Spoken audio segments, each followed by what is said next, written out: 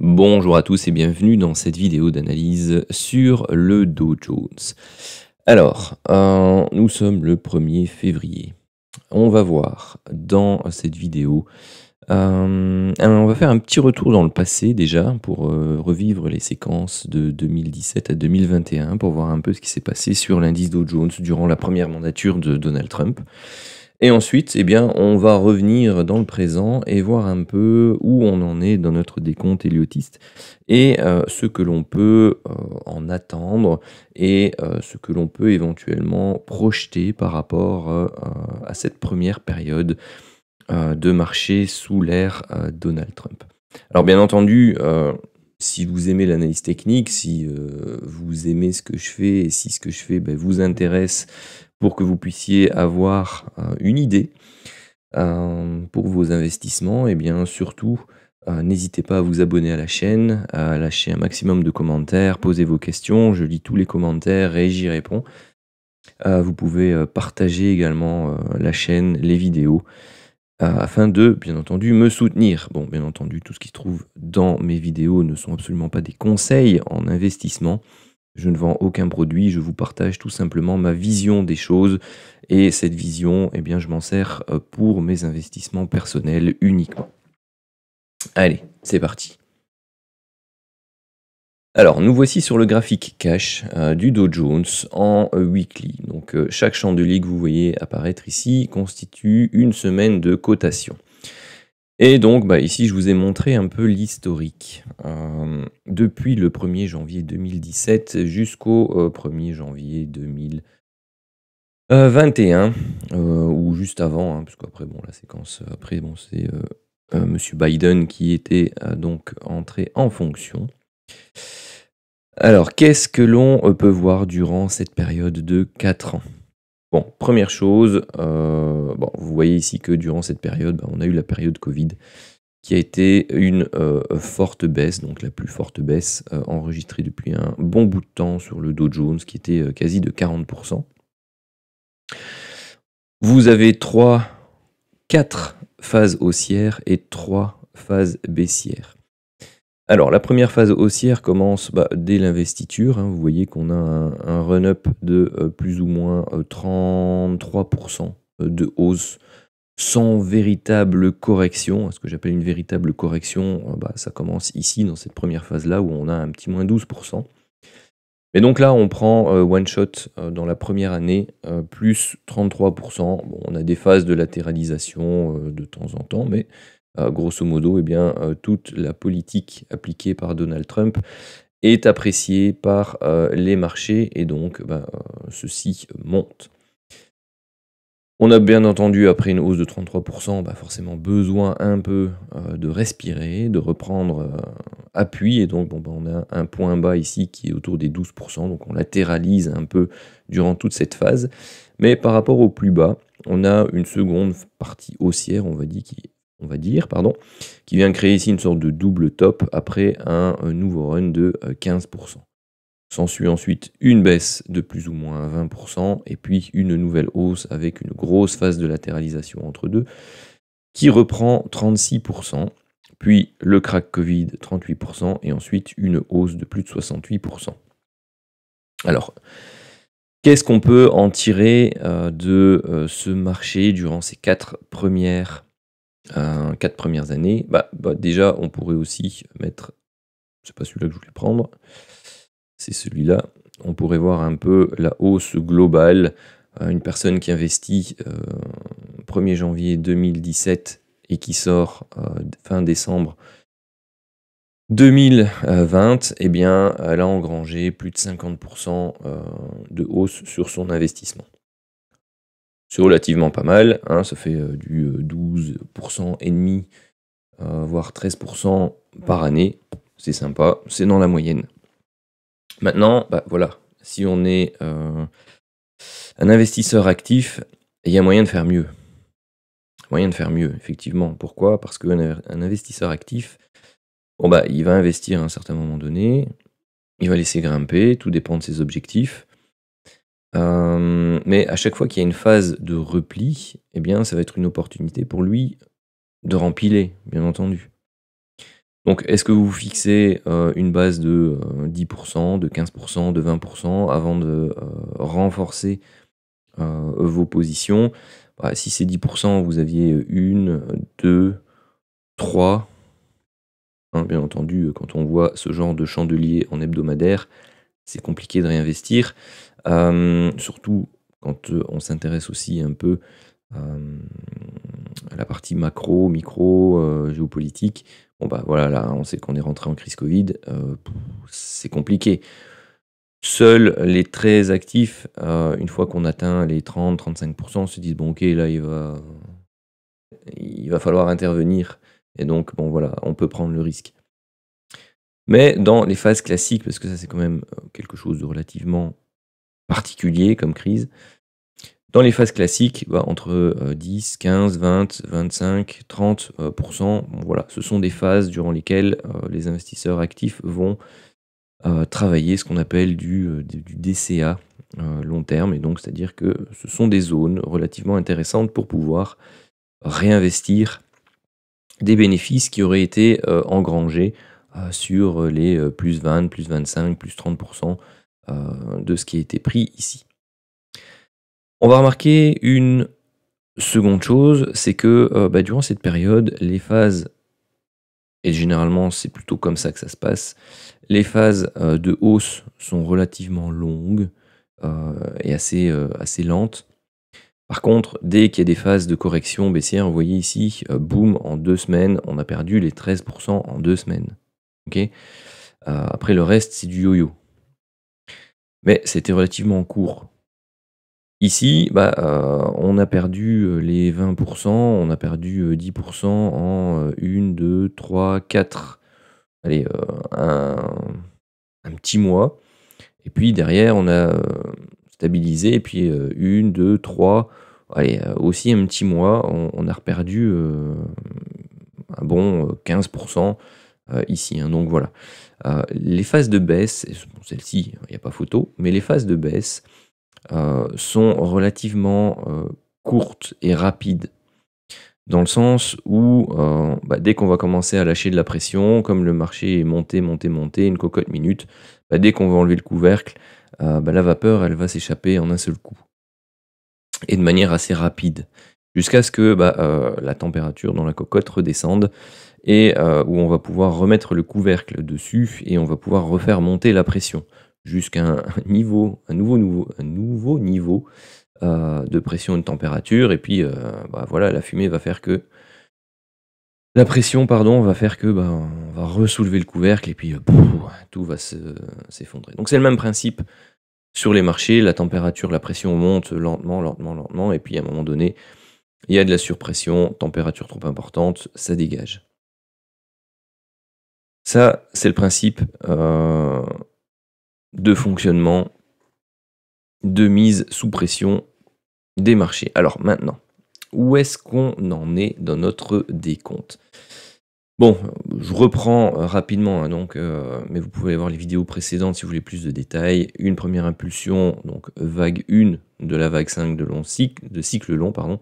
Vague 2, donc sa correction et puis là, bah, ça devient un peu plus compliqué. On a eu une impulsion, on a eu une sorte de latéralisation, donc sous vague 1, sous vague 2.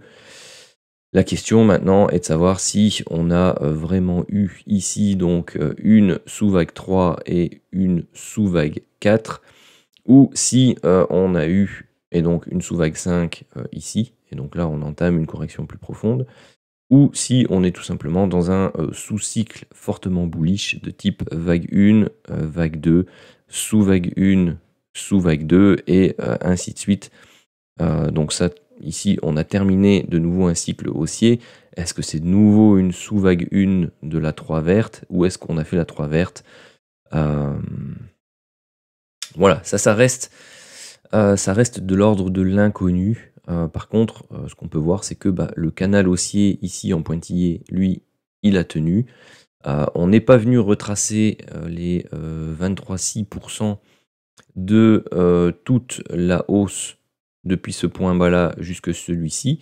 Donc soit c'est pas une vague 5, mauve, ici entourée, soit on a fait qu'une première phase baissière, on fait la correction et on va faire une deuxième phase baissière. Ça reste un scénario possible. D'accord? Donc la vague 3 mauve entourée serait ici, la vague 4 mauve se terminerait là. On aurait eu une séquence un peu compliquée dans cette zone-ci pour finaliser cette vague 4. Donc ça, c'est le premier scénario.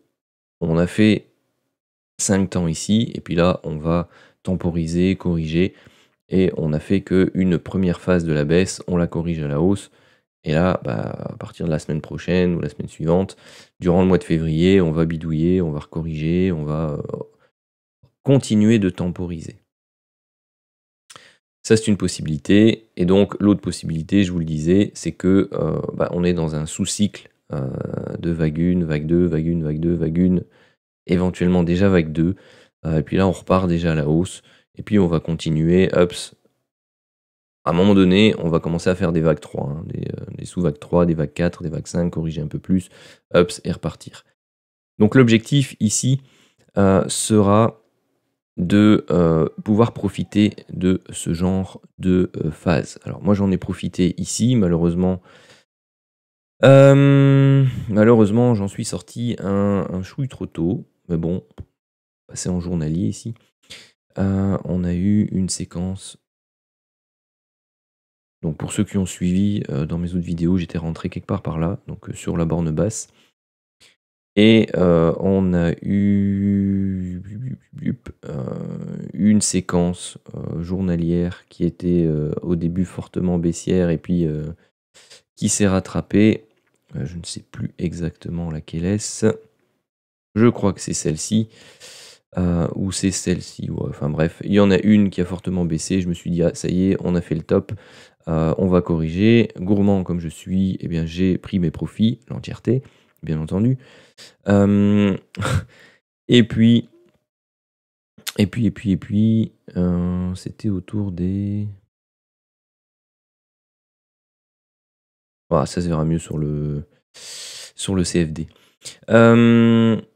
Et puis tout simplement, on est reparti à la hausse. Donc, mais moi je l'attends de nouveau en correction sur des zones plus basses avec ici une structure correctrice, soit si ceci est une impulsion, et elle en a tout à fait les caractéristiques, eh bien c'est d'attendre une zone de retracement relativement sympathique, par exemple comme celle des 50% ici, autour des 43 300, 43 400. Pas sûr que ça aille si bas, mais voilà, faudra surveiller. Ici, on a une séquence de type double top possible pour la semaine prochaine. Attention qu'ici, on dessine une structure correctrice de type flat pour l'instant, et donc on a un rebond possible et une poursuite vers le haut du canal qui peut tout à fait s'opérer. Donc voilà, il faut essayer de se positionner, enfin du moins j'essaierai moi personnellement de me positionner début de semaine peut-être en intraday, des stops relativement courts et dans un objectif bien entendu de reprendre un trade swing. Protection assez rapide dans le sens où on peut tout à fait retracer, hein, comme je vous l'ai dit, ceci peut être une structure en 3 temps, donc une baisse, un triangle, et une baisse, ou une structure en 5 temps, vous avez une vague 1, vague 2, vague 3, vague 4 et vague 5, et ceci, malheureusement, pourrait être trompeur et être une structure en 3 temps assez raide. Ça peut arriver. Le Dow Jones nous en fait parfois. Mais c'est pas voilà, c'est pas sa structure classique, c'est pas sa signature habituelle pour les phases de consolidation. Généralement, quand il repart comme ça, c'est plutôt quelque chose d'impulsif chez lui. Et donc, si ceci est un 3 temps, un 5 temps baissier, d'office, on va très certainement poursuivre ici la structure correctrice. D'accord ? Et pouvoir aller rechercher, comme j'expliquais plus bas, une zone de support hebdomadaire plus basse, et donc éventuellement plutôt valider le scénario des vagues mauves ici entourées plutôt que de la succession des sous-vague 1, sous-vague 2.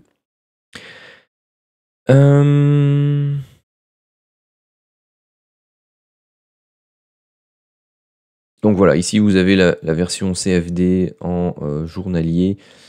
Donc voilà, j'ai ce décompte-là sur le CFD. Parfois, entre CFD et cash, bah forcément les CFD ont plus de cotations, donc les structures peuvent varier différemment, mais grosso modo, vous voyez qu'on est plus ou moins dans le même schéma. Bah, au lieu d'avoir la 5, les rouges, ce sont les mauves entourés. Et puis vous avez ici vous avez la 4 mauve entourée qui pourrait être là, et qui est représentée ici en rouge. Bon, désolé, j'ai pas la même signalétique entre les CFD et tout simplement, c'est pas le même logiciel. Donc vous pourriez avoir ici, ça je vous représente, ce sont les mauves entourés sur le graphique cache, et vous pouvez sur CFD, oups, mince, parti où?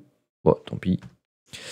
Vous pouvez avoir également ce type de structure. Pourquoi? Parce qu'ici on a eu une impulsion et on n'est pas venu faire un plus bas par rapport au plus bas de la vague 4. Donc est-ce que la 5 rouge se décompose encore? C'est possible, c'est une alternative. Mais vous voyez qu'ici, grosso modo, vous avez la même structure finale, une diagonale de terminaison, et vous avez ici la structure correctrice. Si on devait corriger, vous avez cette zone-là et cette zone-là. Vous avez... Ah oui, c'était l'apex du triangle que j'ai bougé. Bon, la zone médiane du triangle qui se trouve aussi ici autour des 38 600, qui serait une très bonne zone d'atterrissage pour une structure correctrice, donc si jamais la 2 devait se situer plus bas. Je voulais reprendre le CFD, pourquoi? Parce que j'étais rentré ici et je suis sorti quelque part par là, sur cette mèche-là, sur cette grosse mèche. Donc voilà, c'est celle-là qui m'a fait sortir. Bon, et derrière, à la fin de la journée, on avait tout remonté. Bon, dans ces cas-là, on est un peu déçu, mais c'est comme ça. Donc j'ai pris 2000 points en ligne droite, sans trop de soucis. C'était relativement agréable de toute façon. Donc là, pareil, hein, on va surveiller. Ici, on est rentré en zone de survente journalière. On n'a pas encore forcément de setup de divergence ici, donc pourquoi pas entamer quelque chose comme ça la semaine prochaine, juste dépasser les sommets avant de corriger, tout en ayant ici une structure de ce type-là, une divergence qui s'active et une correction pour aller chercher des zones, par exemple, comme celle-ci, donc les 43 300. Ça serait pas... Hop. Ce serait pas désagréable. Donc, si on doit se projeter aussi, c'est ça que je n'ai pas fait, si on doit se projeter par rapport, remettons-nous en weekly, si on doit se projeter par rapport à ce que j'ai tracé tout à l'heure sur les cycles qu'il y a eu lors de la première investiture de Donald Trump, mettons-nous au début janvier ici. Donc c'était là tout en bas. C'était donc 33% de hausse, 33% de hausse, 33% de hausse. On serait dans ces eaux-là. Donc un petit Dow Jones autour des 55 500, 56 000 points. Donc quand je vous donne en Elliott mes objectifs autour des 60 000, vous voyez au final que c'est pas irréaliste si on suit les mêmes séquences. Donc après, si on suit juste pour se marrer un petit peu, ensuite il y avait une baisse de plus ou moins 12%, puis une hausse de plus ou moins 15-16%, donc voilà, on fait quasi le double top, puis une baisse de plus ou moins 19-20%. Voilà. Et puis on était remonté de 30 et des pourcents. Hop. C'était même 34, 35, je sais plus. On va retourner voir un peu. 36, 38 et 68. Juste pour le fun. Hein. Mais vous voyez que déjà une séquence qui est bon, elle est plus ou moins réaliste. Vous voyez, on pousse, on latéralise, on repousse. Les 60 000, bah, on y est. Hein. Donc voilà, c'est pas non plus, comme je disais tout à l'heure, quelque chose d'impossible. Maintenant, si on refait une baisse de 38, voilà, on arrive ici. Et puis derrière, on repart avec 68, 70%. Vous voyez que on retourne plus ou moins dans les mêmes zones, entre 60 et 64 000 sur le Dow Jones. Donc voilà. Bon, vous voyez qu'on peut facilement jouer dans toute cette zone-là. Donc durant si on se base sur la volatilité qu'il y a eu durant les 4 ans de la première mandature de Donald Trump et qu'on les applique sur la valorisation du Dow Jones aujourd'hui, eh bien, on peut osciller entre grosso modo les 37 500, 38 000 et les, on va dire, 61 à 64 000 sur le Dow Jones. Voilà, bon, c'était une petite analyse prospective. C'est vrai que, bon, on est le 1er février, je pourrais afficher également aussi le mensuel. Qu'est-ce qu'on a fait pour l'instant en mensuel?